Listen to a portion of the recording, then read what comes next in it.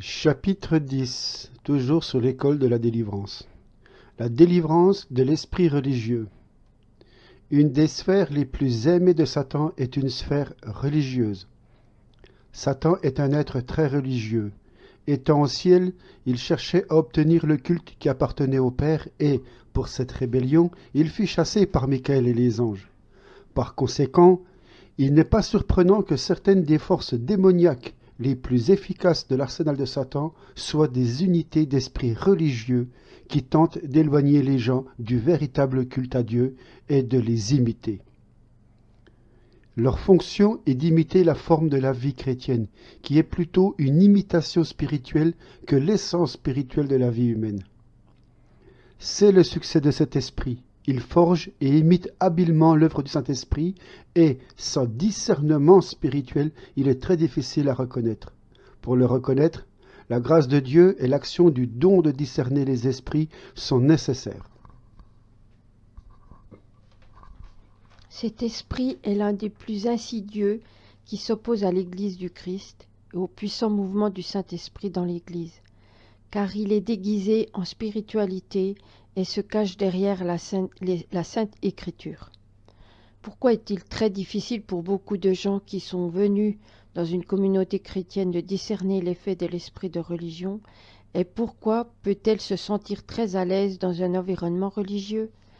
Parce qu'il connaît bien les Écritures, peut prêcher, chanter et s'engager dans toutes sortes de ministères dans l'Église.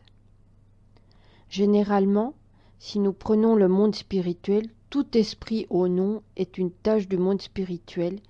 Il s'agit d'une armée entière d'esprits démoniaques dont le but est précisément de détruire et de contenir les croyants et les églises entières. Tous ces esprits qui ont agi à l'époque du Christ chez les pharisiens, etc., n'ont disparu nulle part. Leur cible dans toutes les générations était celle des croyants. Définition de la religiosité. Citation. Un membre du peuple de Dieu a déclaré : « La religion est une forme de service et d'adoration de Dieu, privée du souffle du Tout-Puissant. C'est une lettre morte. Ce sont des œuvres mortes, privées du souffle de Dieu et de la direction de son Saint-Esprit. La Nouvelle Alliance est le ministère de l'Esprit, l'esprit religieux est le ministère au niveau de l'intellect, pas de l'esprit. C'est une forme dépourvue de contenu interne. » L'esprit de religion est l'esprit de mort qui tue les gens par le biais de la lettre de la loi, et c'est cet objectif que l'ennemi poursuit en tant que meurtrier. Le diable prépare actuellement de nombreux prédicateurs bibliques. Il inspire actuellement les prédicateurs et les écrivains chrétiens. C'est pourquoi les démons religieux, qui ont adopté le comportement chrétien pour tromper leurs victimes, sont difficiles à identifier, à discerner, à une personne sous leur influence. Cela nécessite le don de discerner les esprits dans l'Église ou de la part de personnes engagées dans la libération des autres. Nous ne disons pas que les personnes qui ont un esprit religieux ne sont pas nées de nouveau. Beaucoup d'entre elles sont nées de nouveau, mais elles ont ensuite été capturées par ces esprits. Mais d'autre part, il existe des personnes qui ne sont pas nées de nouveau, mais elles sont habiles à utiliser le vocabulaire chrétien et à exécuter les actions chrétiennes correctes, rituels, rites, cérémonies, mais non pas la relation personnelle avec Dieu dans le Saint-Esprit. Dieu a toujours détesté la religion et l'auteur de ce faux. Isaïe, dans sa parole du Seigneur aux dirigeants de cette époque, inspiré par l'Esprit de Dieu, dit prophétiquement, dans Ésaïe 1, à partir du verset 10, « Écoutez la parole de Yahweh, chef de Sodome, prêtez l'oreille à la loi de notre Dieu, peuple de Gomorrhe. Qu'ai-je à faire, dit Yahweh, de la multitude de vos sacrifices? Je suis rassasié des holocaustes, de béliers et de la graisse des veaux. Je ne prends pas plaisir au sang des taureaux, ni des agneaux, ni des boucs. Quand vous venez pour vous présenter devant ma face, qui a demandé cela de vos mains, que vous fouliez mes parvis? Ne continuez plus à m'apporter de vaines offrandes. L'encens est une abomination pour moi. quant aux nouvelles lunes, au sabbat et à la publication de vos convocations. Je ne supporte pas votre méchanceté, ni vos assemblées solennelles. Mon âme hait vos nouvelles lunes et vos fêtes solennelles. Elles sont un fardeau pour moi. Je suis las de les supporter. C'est pourquoi, quand vous étendez vos mains, je me cache les yeux. Quand vous multipliez vos prières, je ne les exauce pas. Vos mains sont pleines de sang. Lavez-vous, purifiez-vous, ôtez de devant mes yeux la méchanceté de vos actions. Cessez de faire le mal. Apprenez à faire le bien, recherchez la justice, redressez l'oppresseur, défendez l'orphelin, combattez pour la veuve. Venez maintenant, dit Yahweh, et débattons non droit. Si vos péchés sont comme le cramoisi, ils deviendront blancs comme de la neige. S'ils sont rouges comme l'écarlate, ils deviendront comme la laine. Si vous obéissez volontairement, vous mangerez les bonnes choses du pays. Mais si vous refusez d'obéir et si vous êtes rebelles, vous serez dévorés par l'épée, car la bouche de Yahweh a parlé.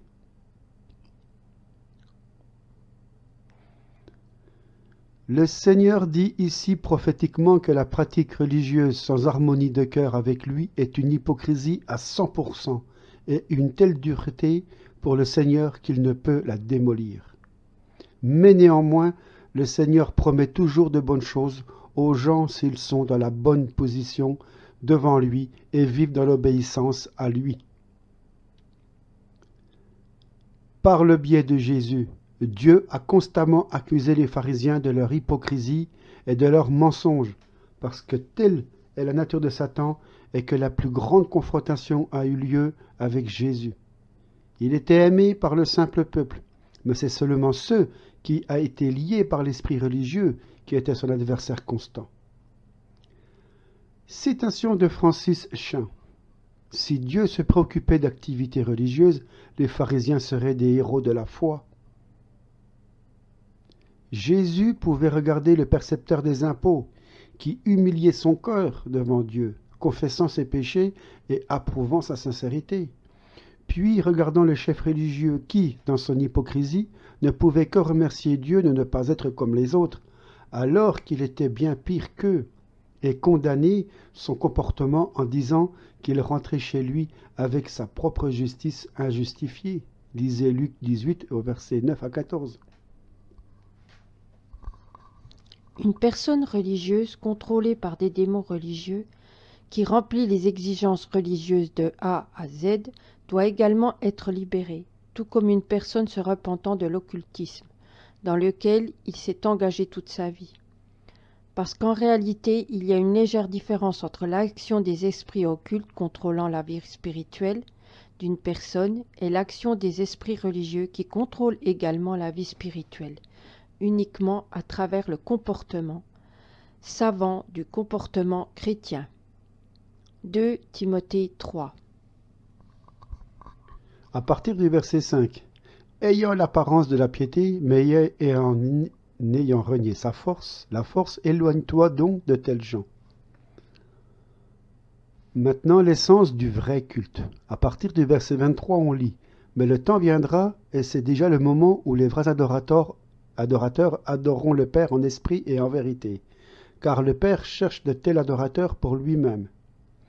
Dieu est esprit, et ceux qui l'adorent doivent l'adorer en esprit et en vérité. » Jean 4, versets 23 à 25.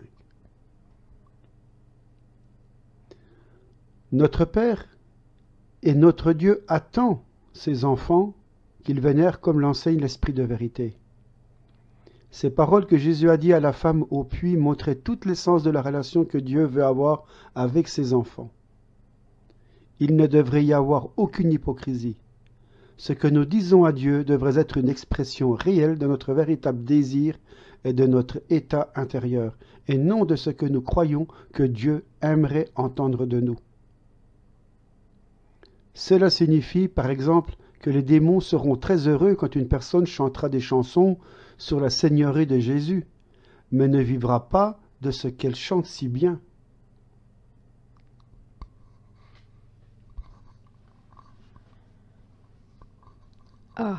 Activité religieuse. Toute activité religieuse qui devient plus importante pour une personne qu'une véritable relation avec Dieu est une cible potentielle de séduction démoniaque. L'activité religieuse peut devenir une idole et une telle personne sera impliquée dans l'idolâtrie. Dans la vie de l'Église, beaucoup de choses peuvent devenir une idole. En voici quelques exemples. Chorale, groupe de louanges, salle de prière, ancien ou pasteur, tradition de l'Église, fondateur de l'Église, ordre du ministère, recueil des psaumes, correct, liturgie, rituel de communion, sermon, ministère, pendant la semaine, etc. Nous avons libéré les gens des esprits religieux attachés à divers objets, traditions et pratiques religieuses.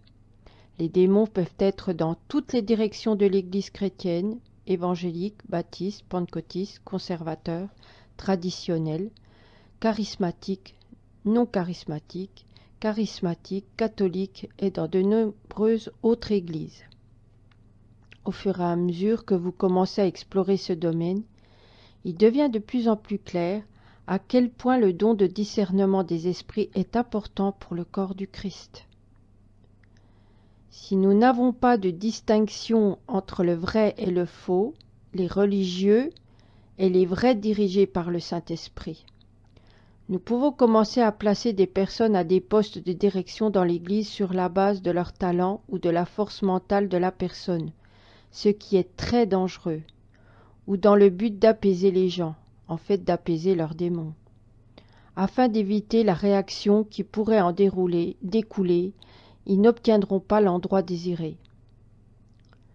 L'un des moyens les plus efficaces pour Satan d'utiliser des démons religieux consiste à sélectionner des ministres pour occuper des postes de direction clés dans le corps du Christ. Si Satan peut faire en sorte que les personnes qui ont une bonne vue, mais les mauvaises motivations du cœur, même si elles ne le pensent pas, prennent des positions dans l'Église pour prendre des décisions, il aura une cinquième colonne stratégique à la place, et cela bloquera chaque vrai mouvement du Saint-Esprit. Il peut également intervenir dans la nomination de toute personne que le Seigneur envoie pour prendre une place pour Dieu dans une église locale donnée. L'élection d'Étienne et de 6 autres hommes au ministère dans l'église en développement de la Nouvelle Alliance est une écriture très importante. Bien que ces postes ne soient pas principalement des ministères spirituels avancés, l'instruction ne consistait pas seulement à mettre tous ceux qui sont disposés à aider, mais à choisir parmi eux 7 personnes de ceux qui ont été appris, qui sont remplis du Saint-Esprit et de la sagesse. Acte 6, 3. J'ai vu comment les gens se tenaient par compte de cet avertissement. Comme ils le disent sur la tête, il vaut mieux ne pas avoir de personne dans un ministère particulier que d'avoir une personne qui occupe une place clé, qui ne connaisse pas le cœur du Seigneur et qui n'est pas ointe à ses fins. Parce que si nous élisons des personnes qui ne sont pas appelées, pas ointes pour un service quelconque dans l'Église, nous sommes menacés par le transfert de la vie spirituelle de l'Église entre les mains de Satan, c'est-à-dire des démons religieux. C'est la raison pour laquelle de nombreuses églises sont dans un état de stagnation, se perdant au plus bas niveau de la vie spirituelle, dans un marais de médiocrité religieuse. Petit b. La dénomination, c'est le confessionnalisme. Dénomination, en latin, denominatio. Le nom, changement de nom. C'est un terme utilisé dans les études religieuses pour désigner les associations religieuses de la même religion au sein d'une tradition religieuse particulière, ou comme synonyme des termes religion et dénomination. Confessionnalisme, en latin, lettre confession, confession de foi, confession, religion. Appartenance à une religion quelconque, église ainsi qu'une association religieuse qui a son propre credo, caractéristiques de culte et une certaine structure d'organisation. Quand une dénomination religion d'un groupe particulier devient plus importante que la relation que chaque membre de l'Église a avec le Seigneur, le dénominationalisme l'emporte. Les membres de cette Église locale sont alors menacés d'occupation par un esprit religieux, dont la fonction est de perpétuer le caractère de la dénomination. Les enseignants de leurs dirigeants, qui ne sont plus en vie contre la relation vivante des croyants avec le Seigneur, dont la vie devrait refléter le caractère de Jésus. Les visions pendant le culte, homme en costume, monté à l'arrière d'un camion sur le chemin de la vie, et il ne sait même pas qui conduit au volant. Ancêtre de la dénomination. Il a été immergé dans ce corps à un moment donné et a accepté tout ce qui était enseigné comme une vérité à 100%. Il a commencé à enseigner aux autres les règles et règlements confessionnels, sans avoir la révélation personnelle du Seigneur dans ce domaine.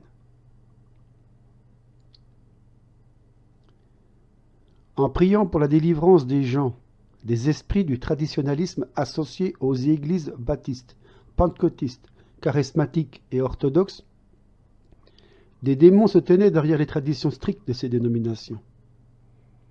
Preuve de libération de l'esprit religieux agissant dans la dénomination pentecôtiste. Au cours d'une prière pour la libération, en dénonçant les esprits religieux, un esprit s'est manifesté. Il a dit qu'il ment constamment dans ses pensées, qu'elle ne peut pas quitter l'Église, peut mourir spirituellement. Ce démon est entré par le faux enseignement de cette dénomination.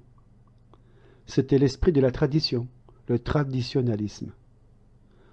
Souvent, les personnes qui sont libérées des esprits religieux éprouvent de graves maux de tête ou se sentent comme des arceaux qui leur serrent la tête lorsque des démons apparaissent et sont expulsés.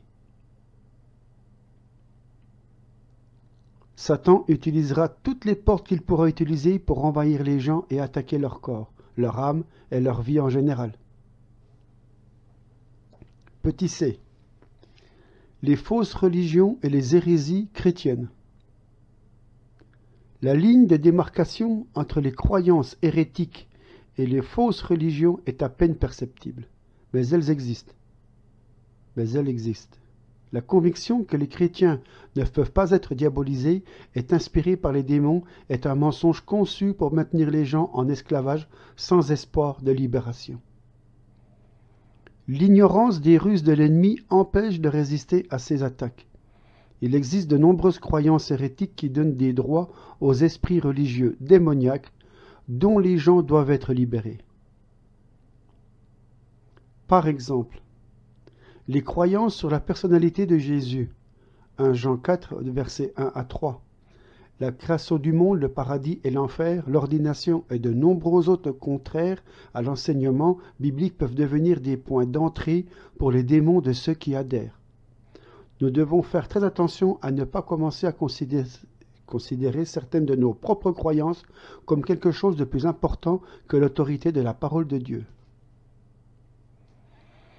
L'hérésie, grecque branche ou séparée, est une fausse doctrine présentée comme vraie.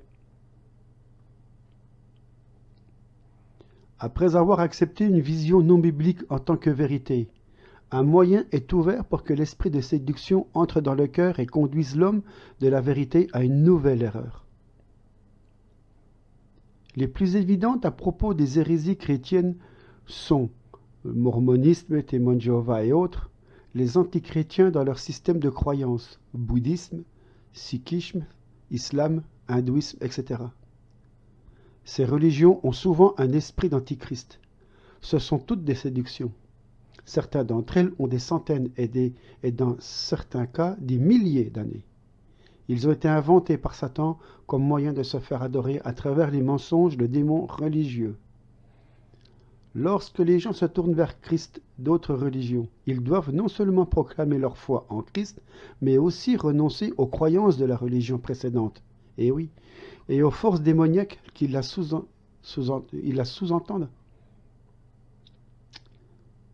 Les religions opérant dans les cultures orientales le savent très bien et, par exemple, en Asie de l'Est, il est normal de mener un ministère de libération avec de nouveaux croyants. Pour ceux qui sont activement engagés dans l'une de ces religions, il peut y avoir une multitude de démons attachés à tous les aspects de la séduction démoniaque. Par conséquent, la libération ne se produit pas seulement d'un démon, mais peut nécessiter un renoncement systématique et la libération de chaque forteresse démoniaque.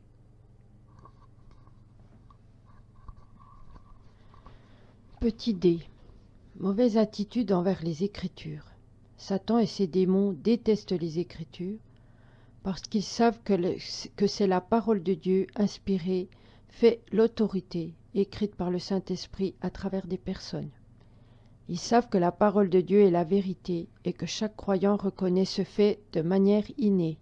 C'est pourquoi Satan essaiera parfois même d'utiliser les Écritures, le déformant à sa guise pour atteindre ses objectifs, pour tenter les gens, comme il l'a fait avec Jésus dans le désert, parce qu'il sait que les chrétiens réagiront à la tentation avec des phrases bibliques plutôt que des mensonges flagrants. Les gens peuvent être trompés par des arguments, mensonges, avancés par des démons, mais les démons eux-mêmes connaissent la réalité de la parole de Dieu et n'ont pas besoin de prouver sa vérité. Preuve de la libération d'Andrew, le démon dit « Je connais les Écritures mieux que toi. Ta foi est une foi morte, et l'étang de feu t'attend. » Et il est sorti. Le royaume de Satan est le royaume de la peur. C'est la peur du châtiment qui maintient les forces démoniaques hiérarchiquement sous le contrôle de Satan à notre époque. Tous ceux qui s'attachent à Satan, tout ce qu'ils attendent dans l'éternité est l'étang de feu décrit dans l'Apocalypse. Voir vidéo, fausse doctrine et mensonges sur l'enfer. L'idée de la seconde venue est pleine d'horreur pour les forces démoniaques, car elles savent que la venue de Jésus dans ce monde annoncera le début du tourment de leur destruction finale qui leur est réservée. Ceux qui mettent en doute la vérité de la parole de Dieu ont besoin de voir l'horreur sur le visage des gens lorsque les démons sont révélés, et dans le cadre du processus de libération, nous lisons dans Apocalypse 20 et 21, où les paroles de Jésus sur le feu éternel. Il n'est pas dit ici un feu en continu éternellement, mais un feu qui détruira l'être pour toujours. Il n'existera plus. Préparé pour le diable et ses anges. Matthieu 25, verset 41. La seule attitude à l'égard des Écritures qui remplit les démons de la peur de Dieu est la foi absolue que la Bible a inspirée par le Saint-Esprit. L'incrédulité dans la vérité, l'autorité et l'inspiration, l'écriture est l'un des principaux points d'entrée des démons. Petit e. Mauvaise attitude envers les dons de l'esprit.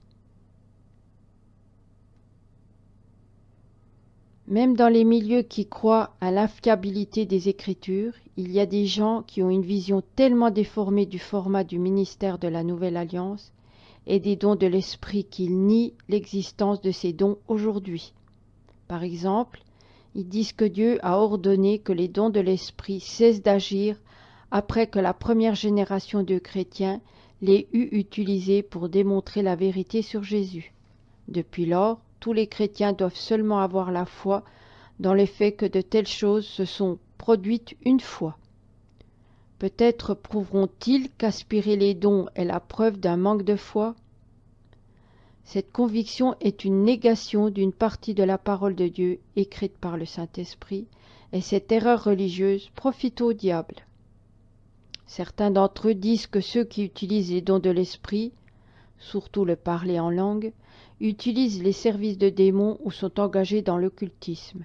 Et bien sûr, il existe un faux parler démoniaque en langue, comme de tous les autres faux dons semblables aux dons que nous avons pour le ministère.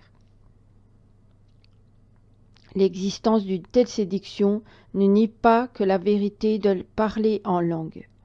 Certains essaient seulement d'imiter le vrai, mais cela ne signifie pas que parler en langue a une origine démoniaque.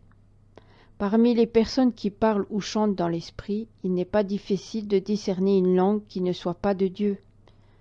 Souvent cela semble spirituellement impoli ou dur, et à l'intérieur il y a un témoignage dans l'esprit de la source de la langue. Le don de discernement nous est donné par Dieu afin de distinguer ce qui est de lui et ce qui n'est pas de lui. 1 Corinthiens 12, verset 10.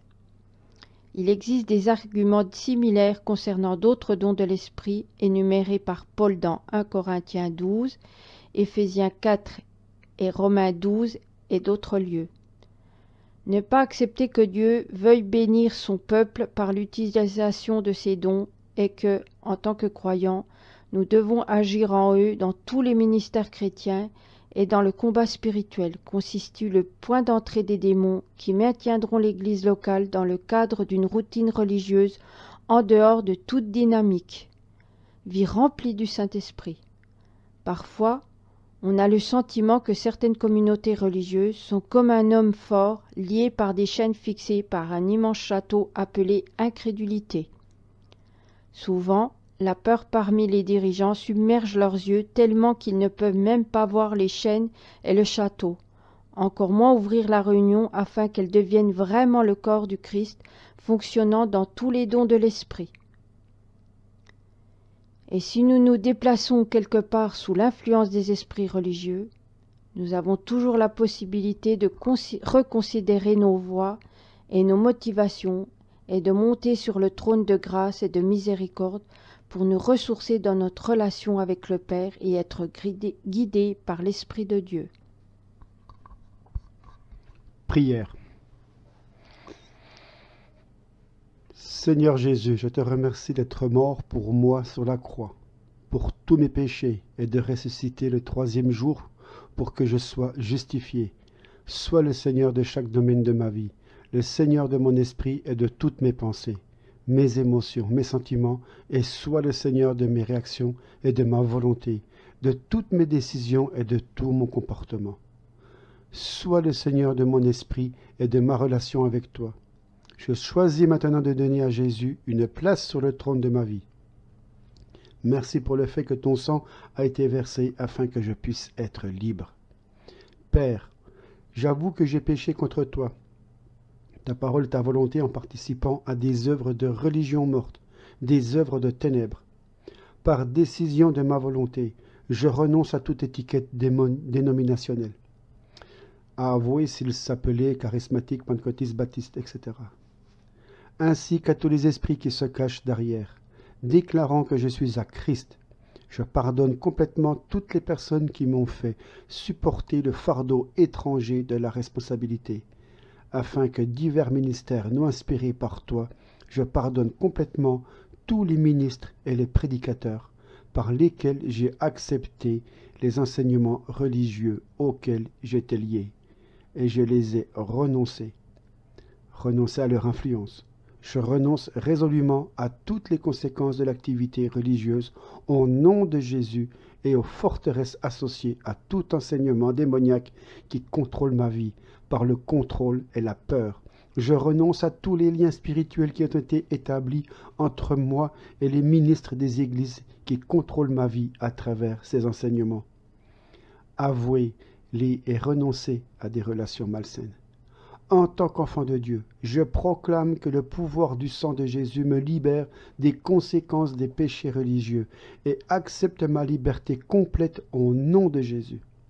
Seigneur Jésus, je donne tout mon être-esprit, âme et corps en tes mains. Laisse ton Saint-Esprit me combler afin que je puisse pleinement t'appartenir. Au nom de Jésus, Amen.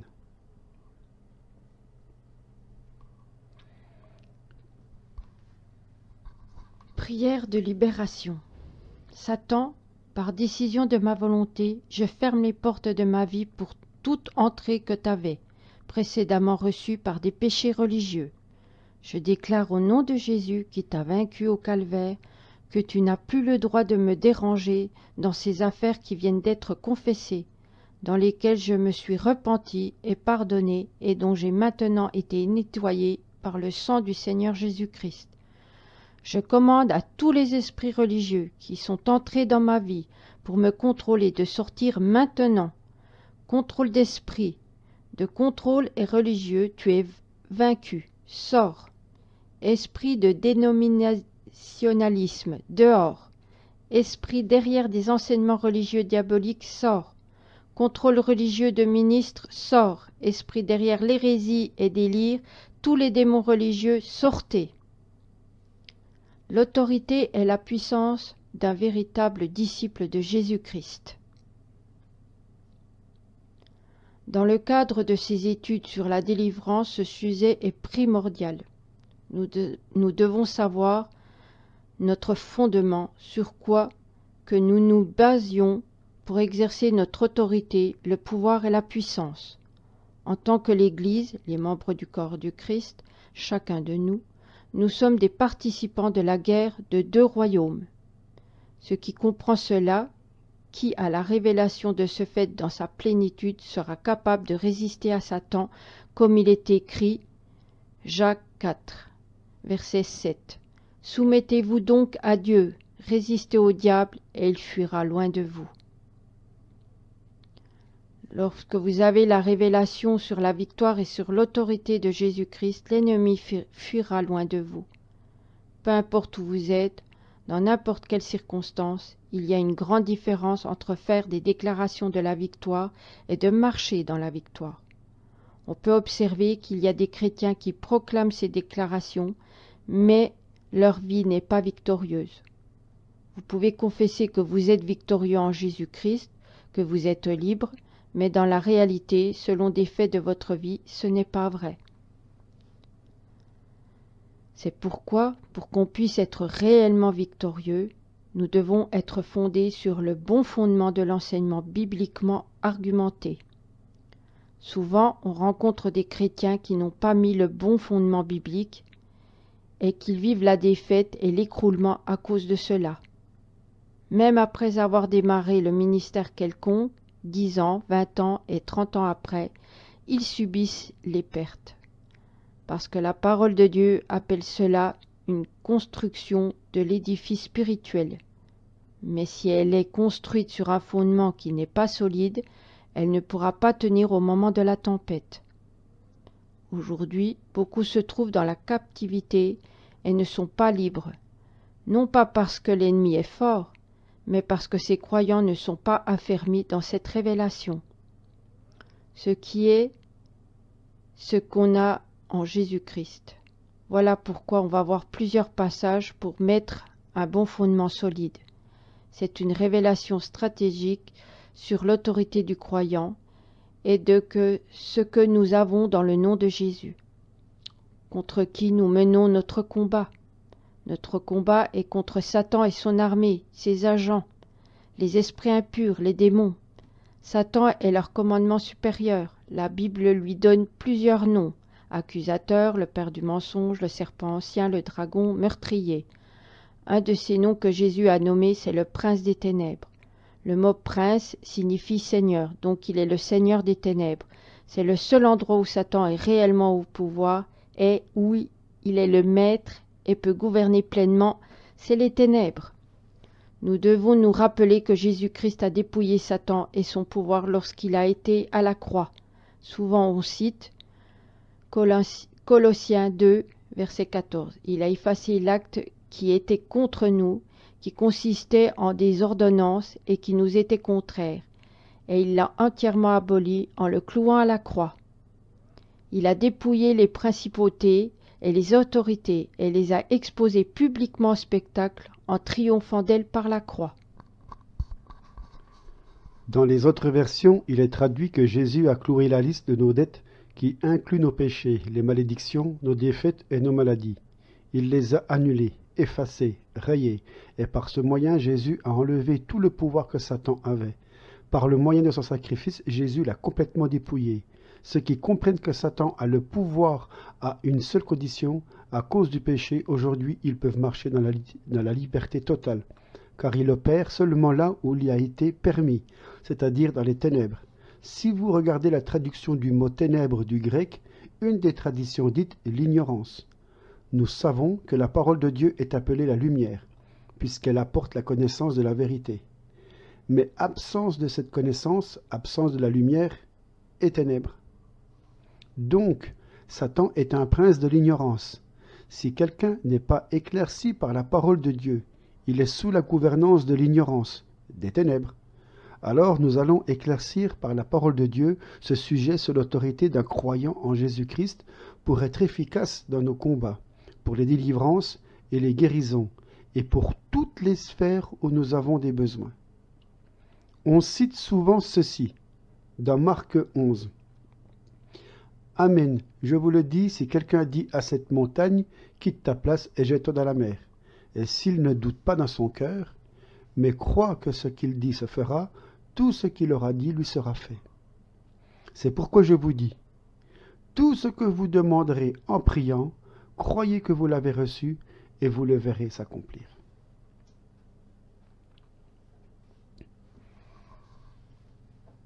Remarquez bien qu'il est dit que lorsque nous prions, nous devons croire que nous avons déjà reçu selon notre demande. Pourquoi? En se basant sur les promesses de Dieu de sa parole. Exemple.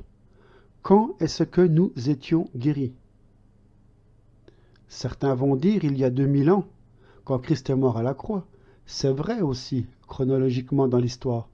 Mais nous étions sauvés, bénis, guéris, même avant la fondation du monde. C'est pourquoi aujourd'hui je peux constater que par les meurtrissures de Jésus-Christ, je suis guéri. C'est comme un monolithe qui ne peut pas être bougé. Malgré qu'on puisse éprouver les symptômes des malaises, parce que je suis guéri dans l'éternité. Même si cet état persiste maintenant, je sais qu'au ciel je n'aurai rien de cela. Dans l'éternité, je suis guéri éternellement. Si tu es ferme dans cette révélation, tu verras la progression de ta victoire. Tu vas gagner une sphère après l'autre, ayant cette révélation sous l'autorité du croyant. Commençons par le ministère de Jésus. C'est le commencement de son ministère où la première chose, ce qu'il fait, c'est qu'il chasse un démon d'un homme dans une synagogue. Marc 1, verset 23. Or il se trouva dans leur synagogue un homme qui avait un esprit impur et qui s'écria en disant « Ah, qu'y a-t-il entre toi et nous, Jésus de Nazareth? Es-tu venu pour nous détruire? Je sais que tu es le Saint de Dieu. » Mais Jésus le menaça en disant « Tais-toi et sors de cet homme. » Alors l'esprit impur sortit de cet homme en l'agitant avec violence et en poussant un grand cri. Et tous en furent étonnés, de sorte qu'ils se demandaient les uns aux autres et disaient « Qu'est-ce que ceci? Quelle est cette nouvelle doctrine? Il commande avec autorité même aux esprits impurs, et ils lui obéissent. » Il commande avec l'autorité. Aujourd'hui, nous avons sur nous le même esprit, la même onction, laquelle était sur Jésus. Et nous pouvons de même manière, avec autorité, commander aux démons et autres esprits impurs. Les démons ne veulent pas quitter leur demeure, puisque pour eux, c'est leur maison. C'est un moyen au travers lequel ils peuvent opérer dans le monde physique pour faire la volonté du diable. Mais ils sont obligés d'être soumis à notre autorité. Les gens qui assistaient dans cette synagogue ont été étonnés de l'enseignement permettant à Jésus de chasser le démon d'un homme. Parce que dans le temps de l'Ancienne Alliance, ça ne s'était pas encore produit. Nous devons comprendre que c'est arrivé avec Jésus. Cela est notre héritage en tant qu'enfant de Dieu. Parce que Jésus était le Fils de Dieu et le Fils de l'homme, mais qui a été oint de la puissance du Saint-Esprit. Acte 10, verset 36. C'est ce qu'il a fait entendre aux enfants d'Israël, en leur annonçant la paix par Jésus-Christ, qui est le Seigneur de tous. Vous savez ce qui est arrivé dans toute la Judée, après avoir commencé en Galilée, à la suite du baptême que Jean a prêché. Vous savez comment Dieu a oint du Saint-Esprit et de force Jésus de Nazareth, qui allait de lieu en lieu, faisant du bien et guérissant tous ceux qui étaient sous l'empire du diable, car Dieu était avec lui.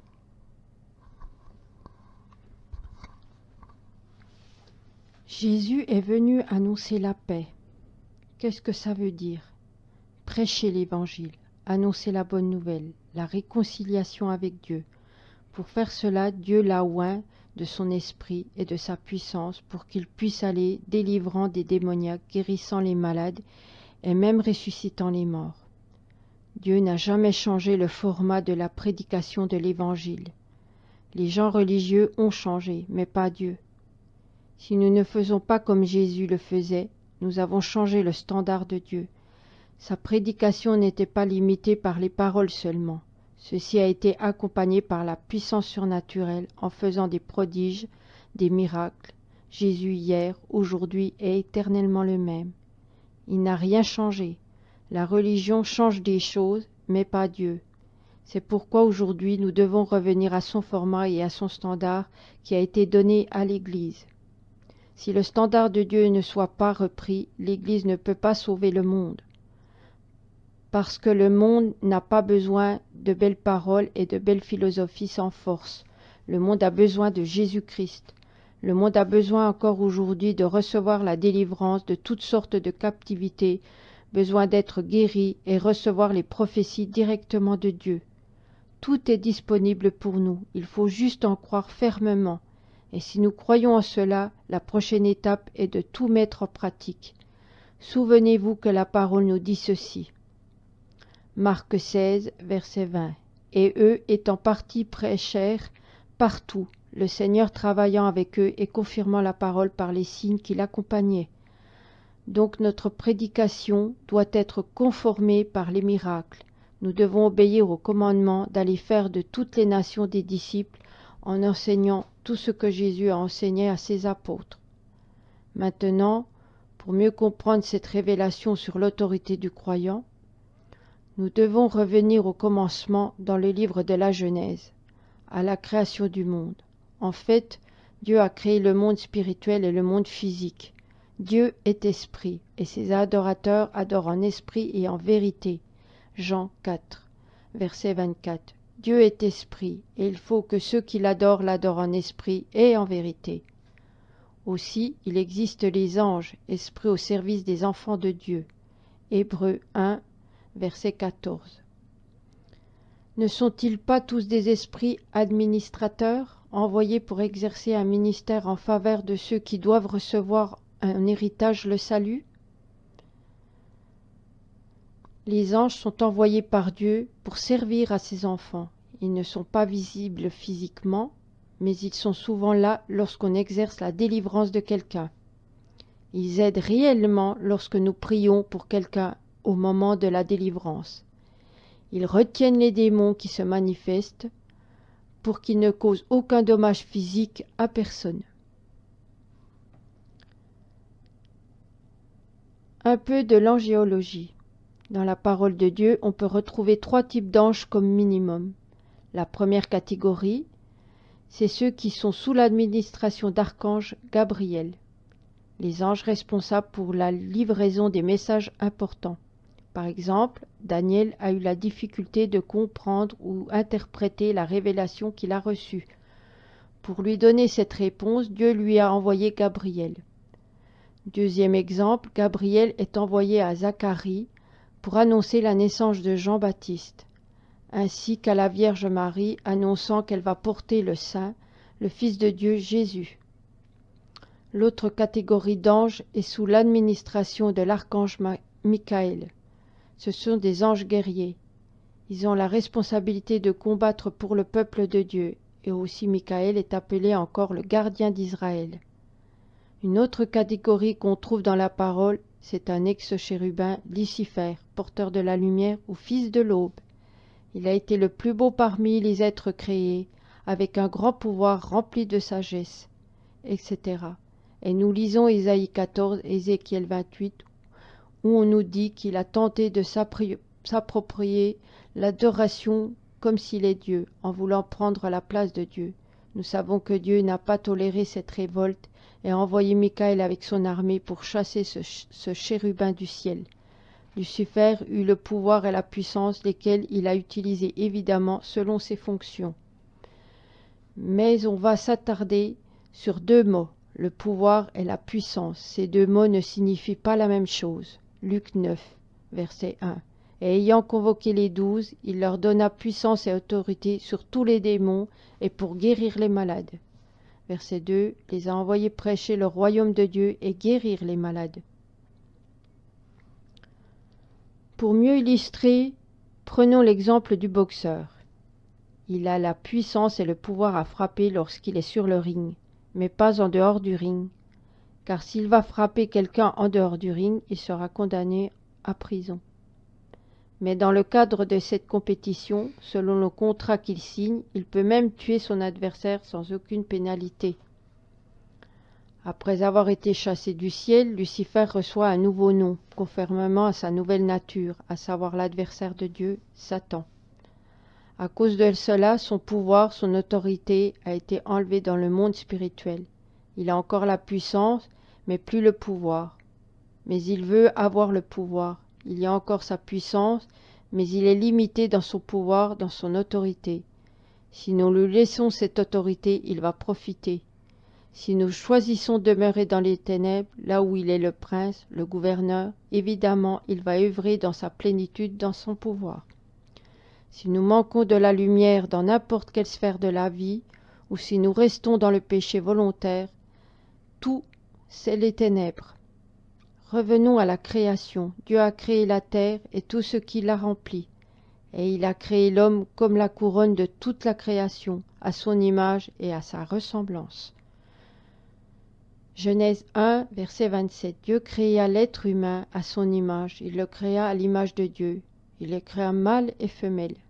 Verset 28. Dieu les bénit et leur dit, profitez du fruit, portez du fruit, multipliez-vous, remplissez la terre et assujettissez-la. Dominez sur les poissons de la mer, sur les oiseaux du ciel et sur toutes les bêtes qui se meurent sur la terre.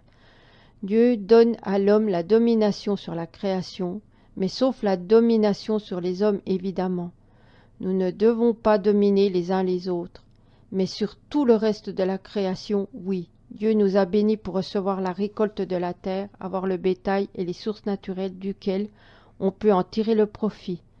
Mais revenons à Satan. En tant qu'adversaire de Dieu qui a été précipité sur terre, il a reçu la domination par la ruse en séduisant l'homme à tomber dans la tentation malgré l'avertissement de Dieu.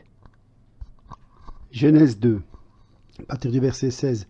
Puis Yahweh, Dieu, donna cet ordre à l'être humain, disant, tu mangeras de tout arbre du jardin.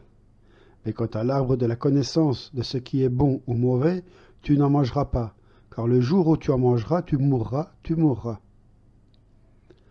Donc Satan avait la puissance, mais il a perdu son autorité. Alors il a médité sur un plan comment faire en sorte de reprendre l'autorité sur la terre. S'il trouve le moyen de faire chuter l'homme, il pourra de nouveau avoir le pouvoir sur la création à travers Adam. La mort qui est engendrée par la chute de l'homme est premièrement la mort spirituelle. C'est la séparation de l'esprit de l'homme de Dieu. C'est quand l'esprit de l'homme n'a plus de communion avec Dieu. Romains 6. Lisons à partir du verset 16. Ne savez-vous pas qu'en vous offrant à quelqu'un comme esclave pour lui obéir, vous êtes esclave de celui à qui vous obéissez, soit du péché qui conduit à la mort, soit de l'obéissance qui conduit à la justice? Adam a péché, et par cela est devenu esclave de Satan. Il n'a pas seulement à transférer ce qui a été confié par Dieu à lui, la domination sur la création, il s'est donné lui-même et tout ce qu'il avait. Il ne faut pas oublier que nous étions tous dans sa semence, en lui. Personne parmi nous n'a pas choisi de pécher, mais nous sommes tous nés en ayant en nous la nature du péché. Nous avons tout hérité, l'ADN corrompu par le péché, et à cause qu'Adam a péché, et que nous étions tous en lui, Satan a reçu l'autorité sur nous tous. Il est devenu le prince de ce monde, gouverneur de tous les systèmes des valeurs de ce monde. Ce serait très triste si cela était la fin de l'histoire, mais gloire à Dieu, Jésus est venu. Dieu avait un plan même avant la fondation du monde. Première fois où qu'on peut voir que Dieu avait préparé la solution, c'est dans ce passage où Dieu s'adresse au serpent, Satan, dans Genèse 3. À partir du verset 15, « Et je mettrai inimitié entre toi et la femme, et entre ta postérité et sa postérité. Celle-ci t'écrasera la tête, et tu lui écraseras le talon. » C'est une prophétie très puissante, laquelle on peut même citer lors de nos exercices de la délivrance. Dans ce passage, on voit que malgré que Satan a reçu l'autorité sur l'humanité et tout ce qu'il a été sous l'autorité de l'homme, Dieu lui fait connaître qu'un jour viendra celui qui va écraser sa tête. Et tout ce qu'il peut faire, c'est de blesser le talon. La tête est un symbole de l'autorité. Comme Jésus est la tête de l'Église, le chef qui donne des directives, et le corps doit lui obéir. Alors Satan avait été écrasé par le sacrifice de Jésus-Christ. Son autorité a été abolie. La parole dit, 1 Jean 3, à partir du verset 8, « Or le Fils de Dieu est apparu afin de détruire les œuvres du diable. » Jésus a fait cette œuvre à la croix, et il nous a transmis son pouvoir pour que nous puissions à notre tour libérer les autres. Partout où on voit les œuvres de Satan, commençant par notre propre vie, nous devons les détruire, ayant maintenant la puissance du Saint-Esprit. Si nous avons déjà eu la victoire dans notre vie personnelle, nous pouvons aller et libérer les autres. Mais si dans notre propre vie, on n'a pas expérimenté la délivrance, il ne faut pas penser être qualifié pour le faire pour les autres. Vous avez remarqué que même Jésus n'a pas commencé son ministère avant qu'il soit passé par le désert où il a eu son combat avec Satan. Seulement qu'après sorti vainqueur, sans céder aux tentations du diable. Il est sorti rempli de la puissance du Saint-Esprit. À partir de ce moment, il a commencé à chasser les démons, guérir les malades et faire d'autres miracles. Il faut que nous passions notre propre désert avec le combat contre Satan. Il faut que nous ayons nos propres victoires avant d'aller plus loin. Exemple, si tu n'as pas eu la victoire dans une des sphères, comme la dépendance quelconque, le non-pardon, la maladie, domaine de finances, etc., tu n'as pas de pouvoir pour délivrer des captifs. Donc, si nous reprenons la métaphore du boxeur, si le boxeur a été frappé au point de ne plus se relever, sa tête peut envoyer les impulsions, mais son corps ne pourra pas réagir. C'est ça ce qui se passe avec Satan. La tête est responsable pour diriger le corps, mais Jésus a écrasé la tête de Satan. Pour nous, c'est une révélation importante, parce qu'on ne doit plus avoir peur, car il n'est plus dangereux. Notre position doit être maintenant telle que peu importe où on arrive. Les démons doivent reprendre leurs affaires et quitter immédiatement. La parole nous promet que si nous sommes soumis à Dieu et résistons au diable, il fuira loin de nous. Par contre, si tu as la mentalité du perdant, tu seras toujours perdant dans tous les domaines de ta vie, de la vie. Tu vas rencontrer les attaques, les maladies, problèmes par-dessus des problèmes. Il y a ceux qui disent « Je ne veux pas embarquer dans ces combats pour ne pas attirer les attaques ». C'est pourquoi nous avons besoin de recevoir la révélation sur l'autorité. Sinon, tu vas rester dans l'ignorance qui est les ténèbres. Et là, tu seras encore vaincu. Et là, tu seras vaincu. À partir de cette révélation, il faut aussi la mettre en pratique. Commençons par nous-mêmes. Dans notre quotidien, prions pour nos enfants, nos conjoints, nos proches. Pratiquons. Mettez en action cette autorité et vous verrez les résultats. Il faut garder en esprit que nous avons reçu cette autorité en tant qu'enfants de Dieu.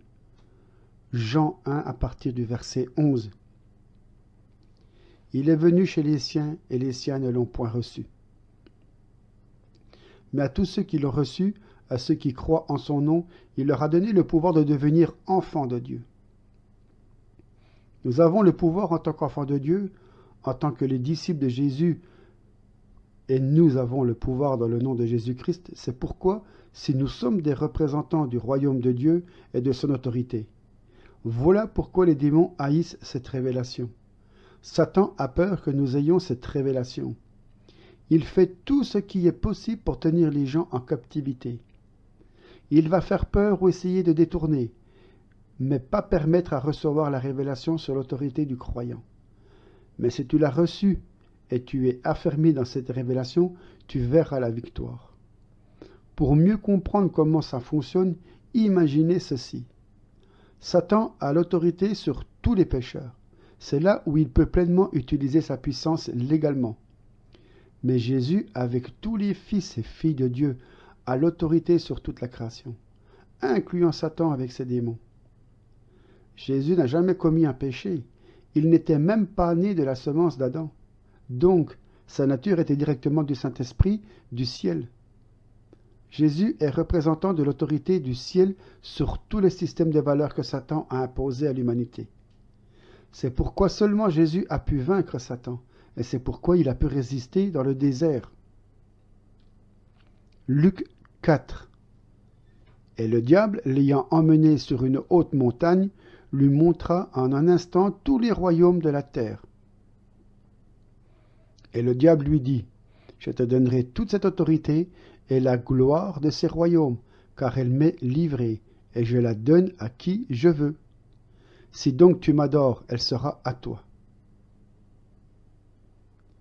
Si Jésus a été séduit et a commis le péché en acceptant la proposition de Satan, il serait immédiatement placé sous l'autorité du Satan. On ne peut pas détruire le pouvoir de Satan d'en bas, seulement d'en haut. Seulement celui qui est au-dessus du Satan peut être supérieur dans son autorité. Tous les hommes étaient de nature terrestre, c'est-à-dire en dessous de Satan. Le diable savait très bien que si Jésus tombe dans cette tentation, il ne pourra pas le vaincre. Jésus n'a pas contesté le fait que c'est Satan qui avait le pouvoir sur tous les royaumes de la terre, ensemble des peuples, tous les hommes.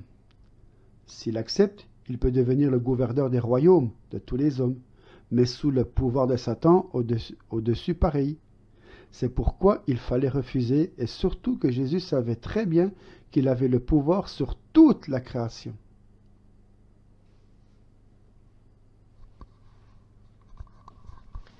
Maintenant, qu'est-ce que la parole nous dit de notre position en tant que croyants? L'apôtre Paul mentionne à peu près 70 fois l'expression « Nous sommes en Christ et Christ est en nous ».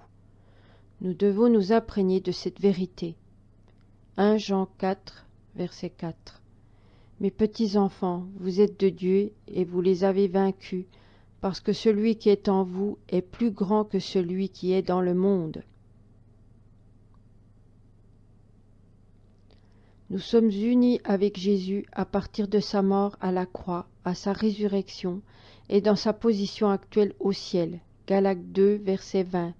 Je suis crucifié avec Christ, et si je vis, ce n'est plus pour moi qui vis. Ce n'est plus moi qui vis, c'est Christ qui vit en moi.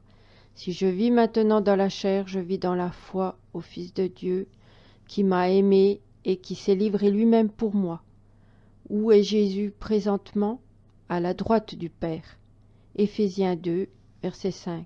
Alors que nous étions morts dans nos fautes, il nous a vivifiés ensemble avec Christ. C'est par grâce que vous êtes sauvés. Et il nous a ressuscités ensemble et nous a fait asseoir ensemble dans les lieux célestes en Jésus-Christ. Éphésiens 1, verset 19. Et quelle est l'excellente grandeur de sa puissance envers nous, qui croyons selon l'efficacité de la puissance de sa force, qu'il a déployée avec efficacité en Christ, quand il l'a ressuscité des morts et qu'il l'a fait asseoir à sa droite dans les lieux célestes, au-dessus de toute principauté et autorité, et puissance et seigneurie, et au-dessus de tout nom qui se nomme, non seulement dans l'âge présent, mais aussi dans celui qui est à venir. Il est assujetti toutes choses sous ses pieds. Elle a établi sur toutes choses pour être le chef de l'Église, qui est son corps et la plénitude de celui qui remplit tout en tout. Nous sommes qui? Nous sommes son corps, nous sommes ses pieds, ses mains. Sous les pieds de qui l'ennemi est mis? Sous nos pieds. Hébreux 10, verset 12. Mais lui, après avoir offert un seul sacrifice pour les péchés, s'est assis pour toujours à la droite de Dieu, attendant désormais que ses ennemis soient mis pour le marchepied de ses pieds. Vous devez dire à vous-même que tous les ennemis seront mis pour le marchepied de vos pieds, car vous êtes le corps de Jésus-Christ. Alors, tout le pouvoir sur l'homme a été enlevé de Satan. Maintenant, nous devons, de la position de ceux qui ont reçu l'autorité, détruire les œuvres de Satan. Le sens d'être des disciples n'est pas en prenant les notes pendant 15-20 ans, en assistant des séminaires, pendant que de cette façon on sait comment faire. mais c'est quel pourcentage de ce qu'on sait qu'on pratique? Le niveau de révélation est manifesté par son application au quotidien. Les disciples sont ceux qui ont suivi leur maître, voyant comment il fait ce qu'il a enseigné, et ensuite leur maître les envoie à mettre en pratique ce qu'ils ont appris et vu. Nous, c'est comme cela que ça devrait être. 2 Timothée 2, verset 2. Et les choses que tu as entendues de moi devant plusieurs témoins, confie-les à des gens fidèles, qui soient capables de les enseigner aussi à d'autres. Fidèles ici, sous-entendu intègres, ceux qui appliquent ce qu'ils ont appris.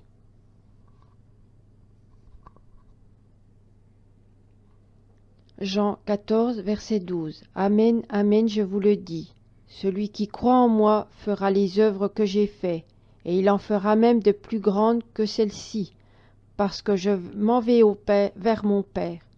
Et tout ce que vous demanderez en mon nom, je le ferai, afin que le Père soit glorifié dans le Fils. Nous sommes appelés à prendre la responsabilité pour exercer cette autorité. Au lieu de courir après les hommes de Dieu pour recevoir quelque chose d'eux, il est temps maintenant de prendre la responsabilité et entrer pleinement dans l'appel d'un vrai enfant de Dieu. On doit savoir à ordonner avec autorité à la montagne de se jeter, de se déplacer du chemin. Ayez l'esprit du combattant, soyez agressifs vis-à-vis des problèmes, non pas contre les gens, mais contre le péché, les démons et Satan. On va voir individuellement et en tant que l'Église les victoires sur victoires. Nous parlons de la guerre spirituelle, de la délivrance des gens. Nous gagnons dans notre vie personnelle, libérons les autres personnes et ensuite transmettons aux autres disciples comment le faire. Ce n'est pas difficile. Si tu vois quelqu'un dans le besoin, impose ta main selon la position d'autorité. Élie et chasse les esprits impurs au nom de Jésus. Brise le pouvoir de Satan dans la vie de cette personne. Brise la malédiction. Qu'est-ce que c'est lié? Ce n'est pas les belles paroles qu'on prononce. C'est d'interdire l'activité démoniaque dans la vie de la personne concernée. Chasser dans la langue grecque signifie expulser, dehors. Jésus a commandé à aller guérir et chasser. Il n'a pas dit allez-y, mais c'est moi qui vais guérir ou chasser. Non, c'est notre travail. On ne doit pas supplier Dieu pour guérir quelqu'un, mais on doit guérir par le pouvoir que nous avons déjà reçu. Nous sommes appelés à apporter la liberté aux gens de ce monde qui sont dans les ténèbres. Nous sommes porteurs de la lumière et c'est à nous qu'est donné à ouvrir les yeux, à porter la lumière dans leur vie. Comme des représentants du royaume des cieux, nous sommes appelés à annoncer la réconciliation avec Dieu. On va faire une prière de la puissance, réception de cette puissance et l'autorité dans le nom de Jésus-Christ, parce que Jésus la donne comme un cadeau, un don, mais il faut que nous l'acceptions. C'est pourquoi on doit faire cette prière et après commençons à pratiquer sur ceux qui sont proches pour nous, nos enfants, nos familles. Si avant tu ne croyais pas dans ça, ne pratiquais pas cette autorité, maintenant prends la foi et commence à marcher dans cette puissance et l'autorité. Jésus dit, dans Luc 10, à partir du verset 19, « Voici, je vous ai donné l'autorité de marcher sur les serpents et sur les scorpions, et sur toute la force de l'ennemi, et rien ne pourra vous faire du mal. Je vous rappelle que le diable a été dépouillé de son pouvoir sur les enfants de Dieu. Le seul droit qu'il a encore, c'est de contrôler les ténèbres. Mais nous n'allons pas vivre dans les ténèbres, dans l'ignorance et marcher dans les péchés. Nous allons marcher dans la lumière et la liberté, dans la parole et l'onction qui procurent la victoire. » Prière de confession. Père céleste, en cet instant, au nom de Jésus, je viens devant ton trône de la grâce, au travers du sang de Jésus-Christ, mon Sauveur et Seigneur. Je me prosterne devant toi dans mon adoration. Je te loue pour que tu ne m'as pas donné le pouvoir et la puissance. Je te loue pour ce que tu m'as donné le pouvoir et la puissance, lesquels nous étaient promis dans Luc 10, 19. Voici, je vous ai donné l'autorité de marcher sur les serpents et sur les scorpions, et sur toute la force de l'ennemi, et rien ne pourra vous faire du mal. Je reçois l'autorité de marcher sur les serpents et scorpions, sur toute force de l'ennemi, incluant le diable, et rien ne peut me nuire. Jamais et rien, ni personne ne me fera du mal, parce que je suis en Jésus. Seigneur, tu m'as donné l'autorité, et je la reçois maintenant. Je suis reconnaissant pour cette puissance et ce pouvoir sur toute la force de l'ennemi, les démons. Merci pour l'option par laquelle tu m'as oint pour que je libère les captifs. Merci pour la puissance et le feu sur mes lèvres. Jésus, tu as dit, celui qui croit en moi fera les œuvres que je fais, et il en fera même de plus grandes que celles-ci, parce que je m'en vais vers mon Père. Jésus, je crois en toi, Seigneur. Je vais faire les œuvres plus grandes que toi, parce que tu es allé au Père et envoyé le Saint-Esprit. Et aujourd'hui, l'esprit de la puissance et l'esprit du pouvoir se reposent sur moi. Je te remercie pour cette onction. À partir de maintenant, je vais utiliser cette onction, ce pouvoir pour faire tes œuvres. Que ta parole agit en moi, en renouvelant mon intelligence et ma vie constamment. Merci Jésus. Qu'aujourd'hui je suis le sacerdoce royal. Je suis la tête et non la queue. Tu m'as fait de même. Je suis assis dans les lieux célestes, en Jésus-Christ, au-dessus de toutes choses. En me donnant le pouvoir et l'onction, je t'adore. Tu es grand, tu demeures en moi et désires agir au travers de moi par le moyen de Saint-Esprit. Ceci est mon appel, d'aller dans le monde, prêcher la bonne nouvelle, chasser les démons, guérir les malades, ressusciter les morts, faire des miracles. C'est ce que tu attends de moi et de ton Église. Je te remercie, Esprit Saint, pour ce que tu m'as oint. Mes mains sont ointes pour guérir les malades. Voyez vos mains comme les mains remplies de la puissance du Saint-Esprit de feu. Ma bouche est ointe pour prêcher la bonne nouvelle avec la puissance du feu de l'Esprit Saint, pour faire des miracles et chasser les démons. Mes lèvres sont ointes pour prophétiser aux gens, aux villes et aux pays. Au nom de Jésus et pour sa gloire. Sa puissance n'a pas de limite en moi, comme dans la partie de son corps. Que la bonne odeur de Jésus-Christ se répande partout, sur tous les lieux où je vais mettre mon pied. Au nom de Jésus-Christ, je me soumets à Dieu et à sa parole concernant le pouvoir, et le diable va me fuir. Partout où je vais aller, parce que je suis le fils ou la fille du Père Céleste, oint pour détruire les œuvres du diable. À cet instant, je reçois cette onction, cette autorité. Je vais vivre et marcher dans cette révélation tous les jours de ma vie, pour la gloire de Dieu, pour conduire plusieurs âmes dans le royaume de Dieu. Au nom de Jésus-Christ, Amen.